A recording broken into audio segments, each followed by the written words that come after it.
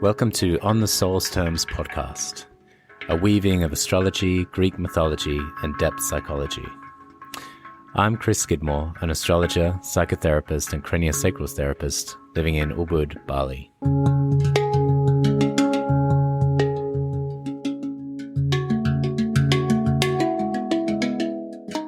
Hello and welcome to On the Soul's Terms podcast, and I'm very excited today to begin this journey with you through the 12 houses of astrology. When I first learnt the houses, it was really through cookbook style astrology texts that would talk about the houses being fairly much synonymous with the signs. So first house is Aries, second house is Taurus, and third house is Gemini. That was really good for the simplification of astrology and a great way to learn. The reality of the houses is, I think, much deeper than that. If we think about the houses imaginally as places of the soul, we can picture them as 12 actual locations or temples.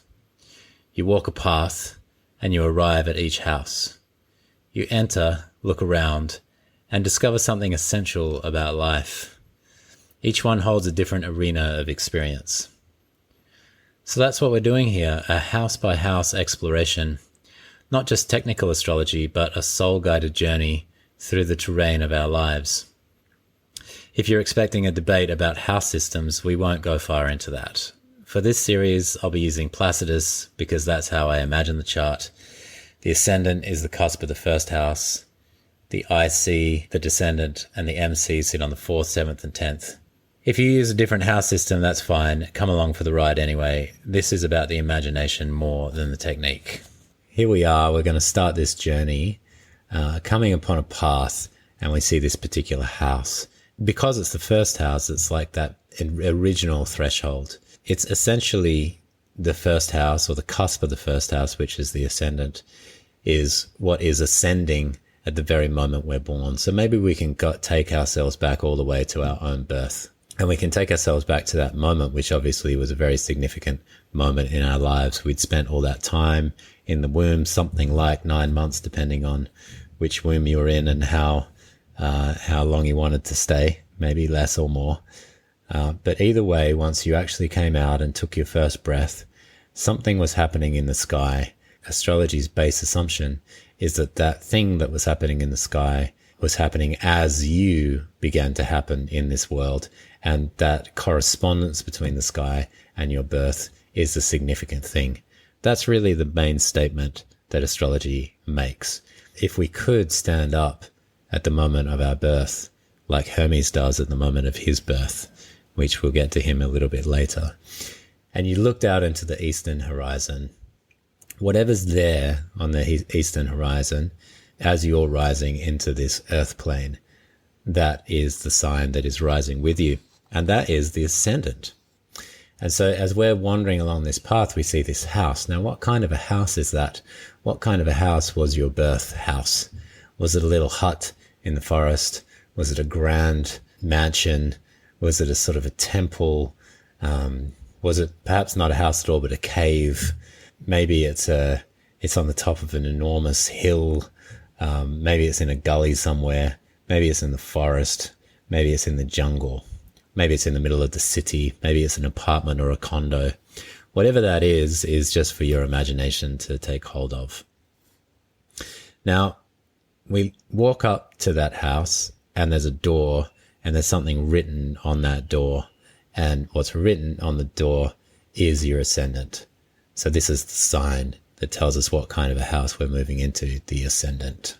So we pay attention to that sign that's written on this door, but we know that it's just a sign, and we might find other things inside of the house. Now, when we walk inside of the house, we'll probably find the planets in that house, if you have any, and we might also find the ruler of your Ascendant and whereabouts it is in your chart, and then what aspects that makes and what aspects the things in your first house make as well. So that's a sense. If you're familiar with your chart, you might be able to gather that up and have a look at that. But if you're not familiar with your chart, almost even better, because we're really going to be able to let the imagination therefore just run free, and then you can check that out later. As this is the first house, this is really the first threshold. In the ancient times, underneath the threshold, underneath the doorway was the limen. And this is where we get that word liminal. To cross over that first doorway is to cross past a liminal space. And really, there's nothing quite so liminal in all of our lives as leaving behind our entire world that was our life in the womb, basically all we knew in our existence so far, leaving behind the womb and entering this earth plane and taking our first breath, losing our umbilical cord one way or another, and coming into the hands of somebody who has been delivering us and then given essentially to our parents or the ones nearby. So yes, this very moment is the beginning of it all. And it actually reminds me of, he's a craniopsychotherapist and did some amazing work out of Ojai in California. His name was Ray Castellino. And I had the pleasure and the privilege one day to get involved in what he called a womb surround workshop. It's somewhere mixed between like craniosacral therapy mixed in with like constellations work.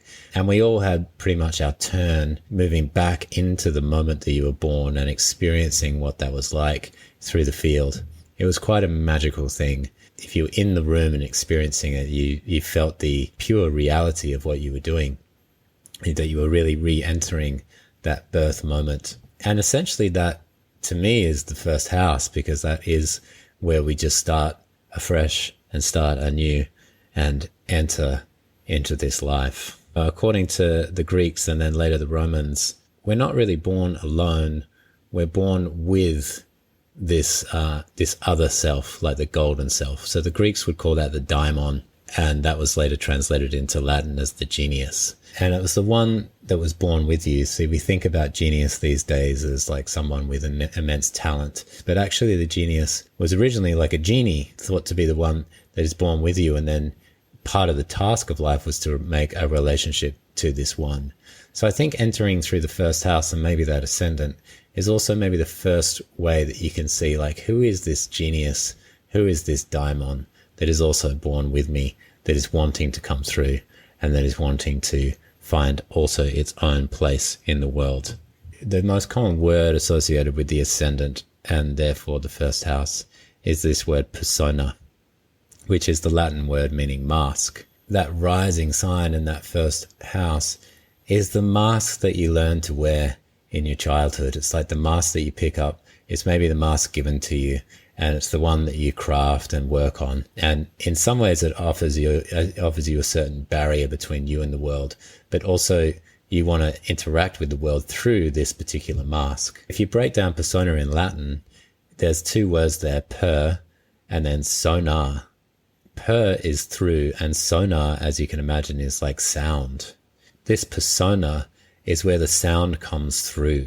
So this is how we interact with the world and where the sound comes through. So it's kind of like our voice, our way of expressing ourselves and our way of showing up, and maybe the clothes we wear, the style we have, the way we talk and the way we are with the world. That is our ascendant or our persona. So this idea of where the sound comes through actually came through in plays in ancient Greece and ancient Rome. People would wear these masks that had something built in there to amplify the voice. So in a way, that's also the persona or the ascendant or the mask that we wear. It helps us to amplify the voice. It may not be the voice itself, but it's an amplification of the sound that we have. And so we can see the importance of this particular placement in the chart. We can see also the importance of this mask that we wear. I think acknowledging that it's a mask, acknowledging that we all need a mask in order to interact with the world is a very healthy move, because then we can understand that we've worked on our persona for a lot of our lives, but also understand that it shouldn't be mistaken for the self. I think of the self in astrology much more like the sun and maybe the moon and these other parts of you that could be anywhere in this wheel of 360 degrees. But the way that that sun or moon or other parts come through, well, it's got to come through this particular persona or mask. And making sure we don't mix those two things up is really important. Otherwise, we might find we have such a strong persona that we can't get it off. Like it attaches itself to us and we just can't get this thing off. With this image, maybe we just ask the question, what is your persona? What is the mask that you wear? One way to think about it is it's often what you were rewarded for when you were young. And so you realize when you acted this particular way, there were certain rewards in it. And when you didn't act that way, there were maybe some punishments to it. So have a think about that. What is this mask that I wear? Do I have a purchase on it? Can I take it off sometimes? Can I put different ones on?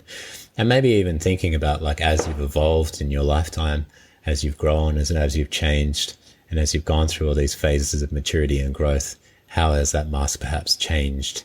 What happens when the chips are down and things aren't so good? Do you revert to an earlier mask? How are you able to sort of see the evolution of this mask over time?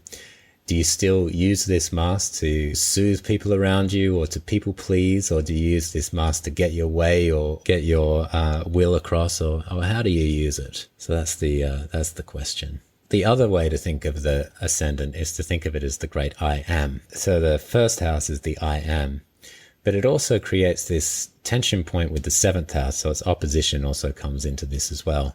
So while this is the I am, the seventh house could either be the you are, so something someone's told you that you are, or even the I am not. So you can see that the persona, just by existing, creates a shadow. And that's what we'll be looking at when we get to the seventh house. We'll look at the descendant. And the descendant tends to be what comes through in relationship, what we otherize. It can be the shadow or parts of the persona that we disown. This first house really does come back to our birth and our first breath. Our first moment of taking in something in this world and breathing it back out. And that's something to really spend some time with, about what is this really signaling. And so if we go to that threshold, maybe we can just stare at the ascendant that's written on the doorway and take a little bit of time breathing in and then gently opening the door with the inhale and walking through with the exhale. And then we can have a bit of a look around. What is in this house? What is it that we might see in there? And one of the images that might help us with that is the Fool in the tarot card, the number 0 card. He's a friendly minstrel. He's wandering along. He has a flower in one hand. He looks like he might be about to walk off a cliff and then join the big river of life. And that's how essentially every journey begins. So the Fool is very much resonant with first house themes. Another way to think of the ascendant is, let's say there's a party on tonight and you're getting ready to go out. So what kind of clothes are you intending to wear? What kind of way do you want to show up? So there's this kind of preparation that happens beforehand. And then when you show up at the party, how do you show up? Are you entering with confidence, or are you a bit fearful of who might be there or what might happen? Do you make a big scene? Do you kind of slink in? Do you skip in? Do you dance in? Do you make a big announcement? Do you sing a little song? Basically, we think of the ascendant as how you enter the room.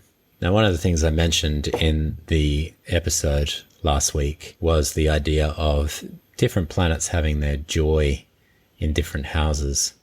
And I found it very interesting that even though the first house is related to Aries and therefore Mars, it's in fact Mercury who has his joy in this house.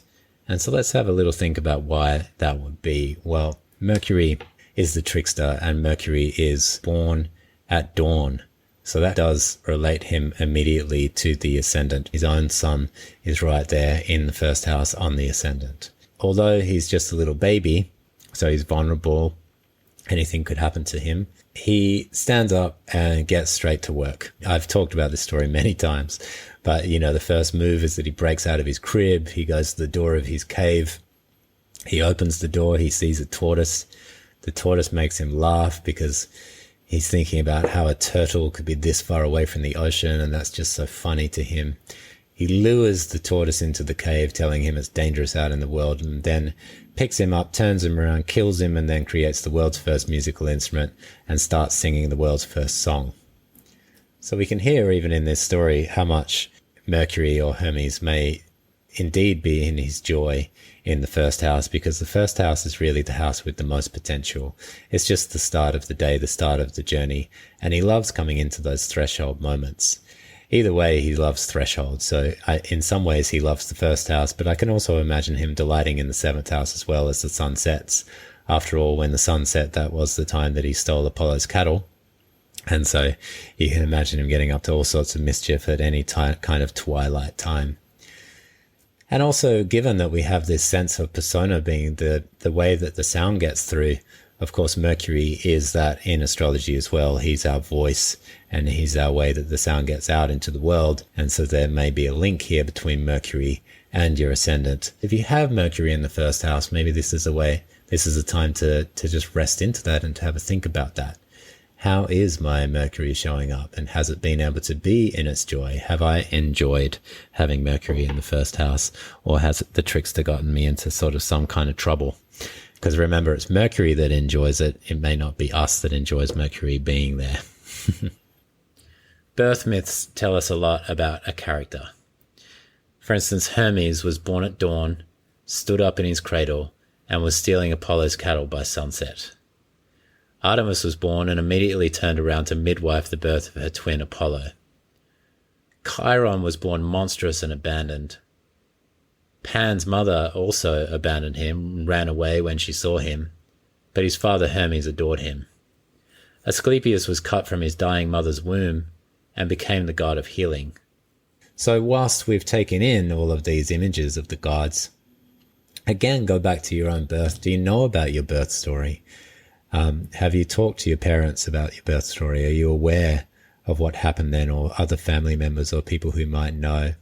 Are you aware of the weather at the time or what was going on at the time?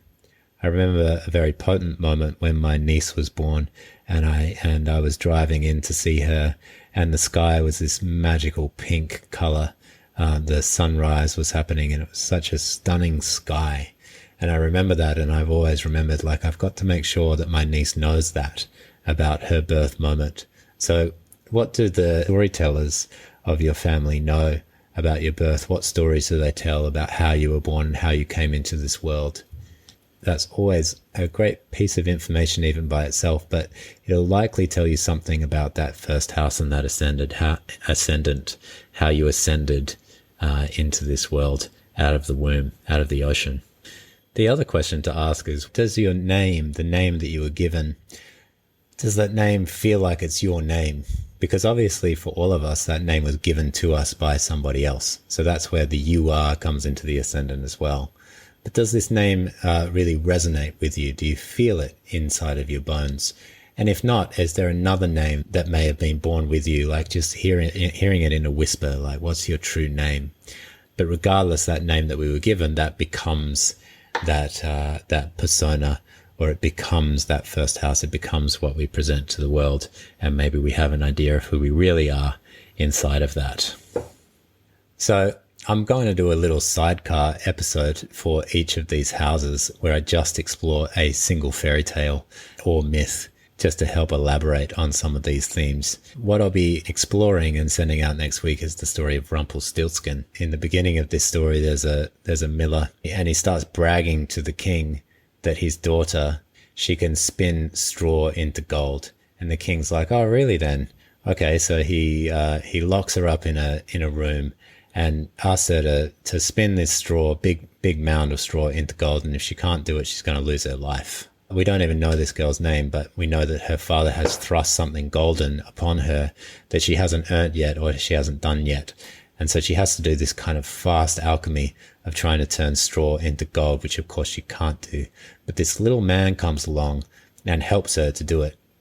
So in the morning, the straws turn to gold. This happens 3 times. But on the 3rd time, the little man says, I'll do that for you if when you have your firstborn child, I can take him off you. And so this is the story of Rumpelstiltskin. She agrees to that because, of course, she's in a panic for her life. And this is often what we do also within the ascendant, is we agree to that persona and we agree that that is who we are, even though that's not really who we are at the deep down. It's really just our mask. And by the end of this story, the whole task is that she has to name this little man. And if she can name this little man, then he won't take her child. And if she cannot name him, then her child is lost. So this is kind of like the name we have and also naming the daimon or naming the shadow as well. So what is it in a name? What is the power of a name? And this is the very first house topic, naming and unnaming. But we'll go into that more deeply next week when we get into Rumpelstiltskin. So there's a few things when considering this first house. And if you've come down the road and you've come to the doorway and you've seen what's written on the Ascendant, and then you've entered and crossed the threshold with the help of Hermes, what did you find in this house of your identity, this house of the self, but this house of the mask, this house of our armor and how we interact with the world, this house of the voice, this house of amplification of who we are into the world? What did you find there? You know, if we have a good look around, what is there? Is it dusty? Have you not taken care of it for a while? Is it a bit old? Are there some old masks lying around that you used to wear that maybe don't work now? Or maybe there's a few masks lying around that you wouldn't mind trying on again just to see if that would work. Maybe it needs a little cleanup, or maybe it's sparkling clean. Maybe you need to light some incense or get some new flavors going on in there. Maybe you need to smudge and, do a bit of a shamanic ritual in there to clear it out. Maybe you need to decorate. Maybe you need to rest in there and like Goldilocks, go and try out the beds and see, where you can really relax and rest. And a few questions to sit with is, what is your rising sign? And I've put a link in the show notes for astro.com. So if you're not sure, you can always put in your birth details and you'll find out, as long as you know your time of birth. For your rising sign, do you feel that as your rising sign, or is there a resistance to it? Do you not want to be that rising sign, or are you proud of that particular persona that you have been given? Another question would be, what voice inside of you longs to be heard? How do you want to be seen? And then finally, what name do you carry? What is your name? And does it feel like your name? Or if not, what name would you choose now to carry? And that might be a hint of the name of your daimon, that other worldly creature that was born along with you. So yes, we began with breath, with the spark of presence, and with the first house, which is the moment of I am. But once we actually arrive, what then? Well, of course, we're going to reach for something solid. And that's when the second house is going to come in. That's when we're going to go to the doorstep of the second. And that's when the self, which at the moment is kind of this ethereal concept, meets substance. And that's when we can ask, what is mine and what is stable? What do I value? And what do I hold on to when the winds of life blow? So whilst the first house is the arrival, the second house is the rooting. And that's where we'll go next. I look forward to that. Meanwhile, before we get into the second house, next week I'll have my little sidecar episode on Rumpelstiltskin.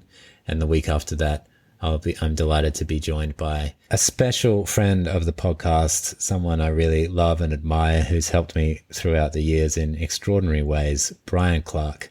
He's going to come in and we're going to talk about the houses from a seasoned astrologer who's been at it a long time, and very much mythic, poetic, and a beautiful soul, someone that we really enjoy joining us on the podcast and helping us to extend our understanding of the houses and the house system. Thank you for listening to On the Soul's Terms podcast. To support the show, please consider leaving a 5-star review, sharing with friends, or becoming a patron at patreon.com/onthesoulsterms. Until next time.